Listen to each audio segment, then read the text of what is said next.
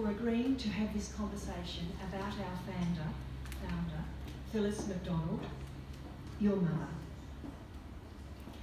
You made an excellent suggestion to have this video, our conversation videoed, because it's a unique insight into the daughter and of the founder. So, on International Women's Day, it's very appropriate that we are celebrating such a wonderful woman and her achievements.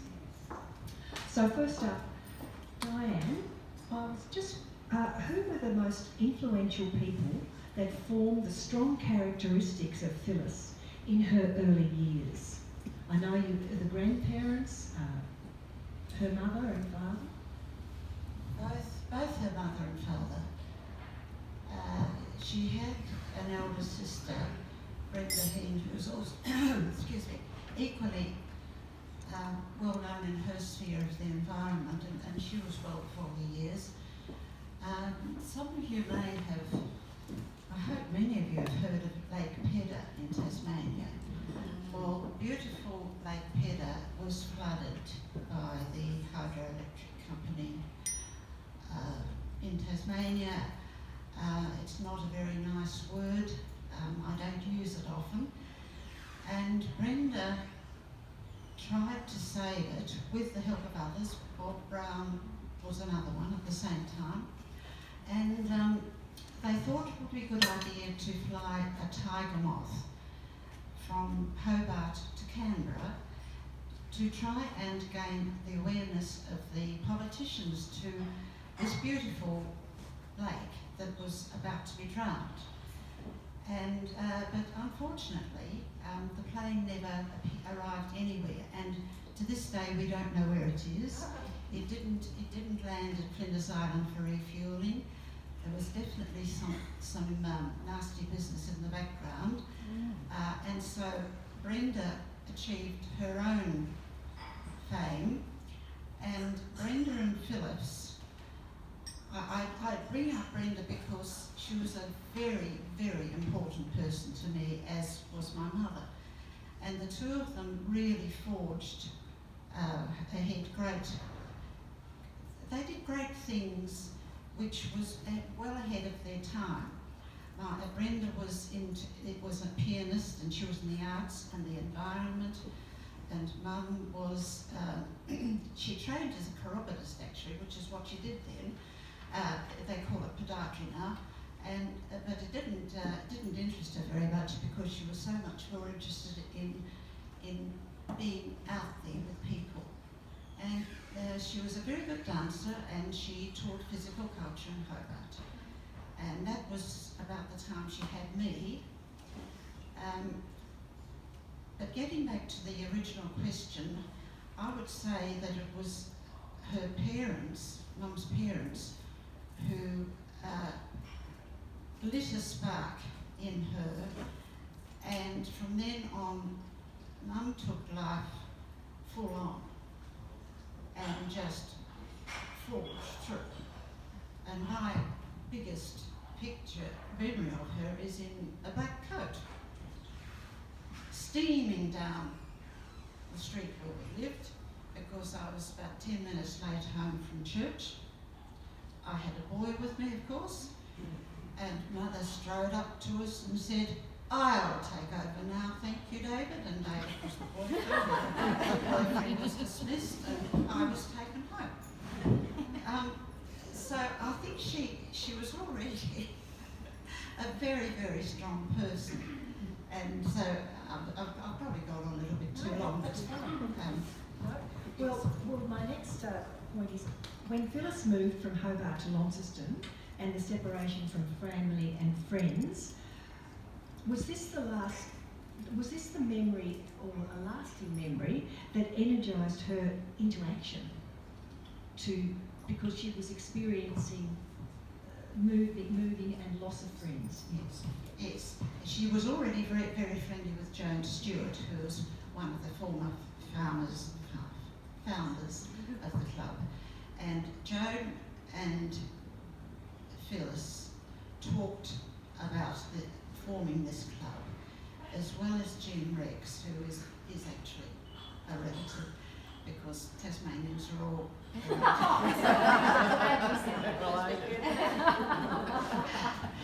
And together they came up with this idea because Joan Stewart was from Melbourne, and I have to admit I can't remember where Diane Rex was from, but in any case the three of them were very firm friends, and they came up, Mum came up with the ideas and she got the support of Joan. They were really pulled along by Mum, and then of course the men came into it as men did, and with being a lawyer, and drew up the constitution. And yes, they were lonely, and they wanted to be able to meet other women who were in similar circumstances, who'd been plucked from home. And of course communication was much more difficult back in the 40s, and nobody had cars, and you didn't have the opportunities to meet and communicate that we do now. Thank you. So most of us are aware of how the Ionian was formed, but we have lots of new members in our clubs. So tell us about how the circumstances with her close friends Bob and Joan Stewart, for instance, how they came up with the Hellenic, with the name, and how did they come to that? What information did they have that inspired them to call it the Ionian and that Hellenic background? How did they choose that? I have a feeling it might have been Joan Stewart, because she was very widely read. She was a poet too, and I actually don't know the answer to that. But my mother grasped that idea and thought, what a good idea, that because we're actually encompassing those same ideals that the Ionians had in Greece. And but I can't tell you exactly, and there's nobody we can ask. No. So the Launceston Club was the first club formed, and was this is the beginning of Phyllis's dream, and then it started to move from there. So what happened after the Launceston Club formed? Yes, Sydney. Joan, her younger sister, was living in Sydney, and she, with help, started the Sydney Club. Also, at the same time, we're still talking the 40s, the late 40s, Joan, being an artist, drew up the logo, the Ionian crest, I should say, and in blue and white, and that was her major contribution towards the club. So, to my knowledge, Sydney was drawn up by Joan plus, with my mother's help and friends. But I can't tell you much beyond that. So, I came to know your mother, Phyllis, when I was a debutante, and she trained us into all sorts of manners. Manners was the big thing for Phyllis, and she taught us how to do the dance, the gay Gordons. Not an appropriate term anymore, really, is it? But anyway.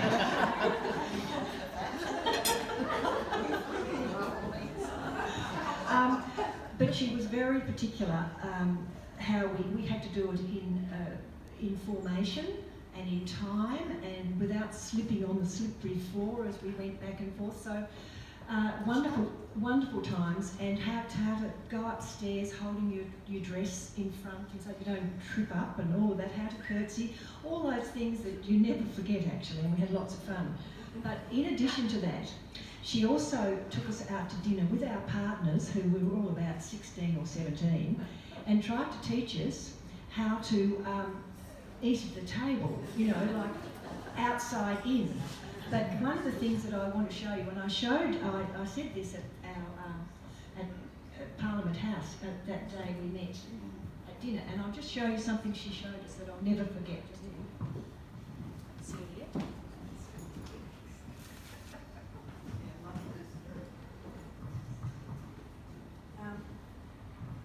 Phyllis said, when you have your serviette on your lap, she said you have it so that the this part is facing you, so that when you wipe your fingers, it's the underneath part, and you bring it back to the table, it won't show any of the dirty marks. I've never forgotten that.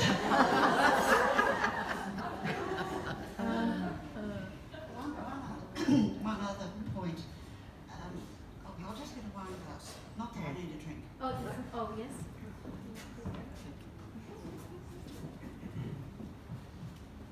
One of the other symbols for telling the waiter, who would need to know this, of course, is if the waiter comes round with a bottle, all you do is put your finger there, and that is supposed to mean no thank you. And that is one of the points of etiquette, which I actually don't observe because it's useless. I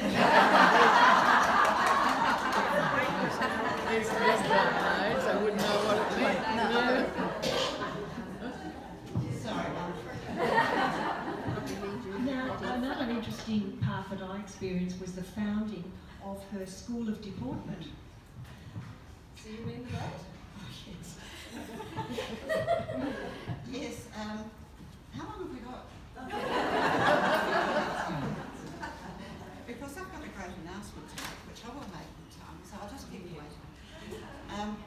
I've got a big announcement to make, but I will keep you waiting for that one.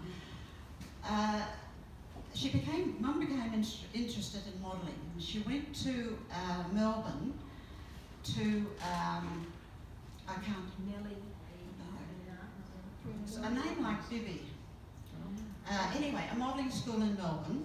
She had training with this lady or this organisation, and she started to think about having classes in deportment, and modelling thought it was a good idea, but the classes were extended to yoga and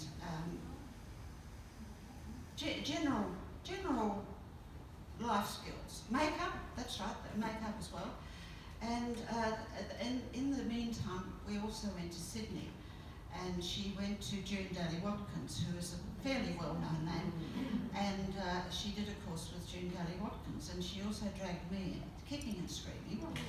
And so I was taken through the June Daly Watkins school as well. And with these skills that she'd acquired, she came back to Launceston and started this school of deportment that Lorraine has been talking about. So I was I was in the first class. Yes, I was. And after I was a debutante, you see, my father thought I needed a bit more training.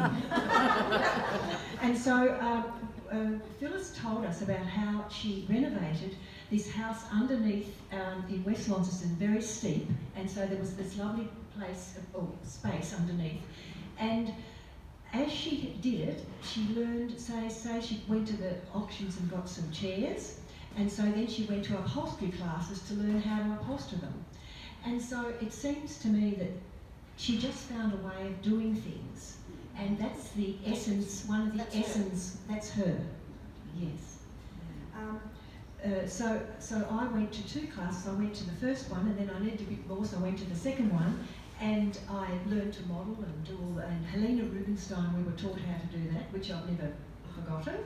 And also, she was then my modelling agent, so she got me jobs. So it was amazing, really. So the Order of Australia was awarded to Phyllis, and tell us about how she reacted to that. Oh, she was over the moon. She was absolutely thrilled. I think, yes, she was living in Melbourne by then, with around the corner from us, as some of you know. And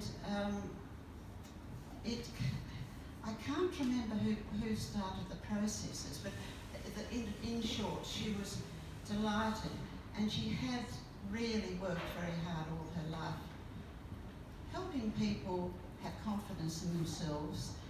And there's a whole list that I've got here of things that she was involved in, not just as a club member, but as a leader. And we're talking about penguins, public speaking, commission of the guides, life-saving, and the Debs, that was huge. And in through all this, it just helped people to live with themselves through the classes and have more confidence, really, and be themselves. And my big announcement, is that my mother is now a great-grandmother. At the age of 107, if she was still around. So I have a grandchild. And so she would be absolutely thrilled to bits. And of course, I remember when I had my first child, we were living in Kalgoorlie, and Philip, who was actually the father of the baby, Philip was 6 weeks, and I could still see Mum sitting out on the back porch with Philip in her arms and in supreme happiness. So it's just lovely to have those generational connections. And I wasn't terribly happy. The photo up there I found a little bit moving because that's how she was at the end of her life, and it was just a bit of a shock to see it, so I'm sorry I asked to have it closed, but it was, and Denise will remember her in those times too. And when we laid the plaque in Fern Hill Hostel to Phyllis, with the Ionian rose on it, yes, which is probably still there. So thank you for listening. She was an amazing woman, and we have a lot to thank her, Joan Stewart, Bob Stewart, Jack Rex, Diane Rex for in those very early years.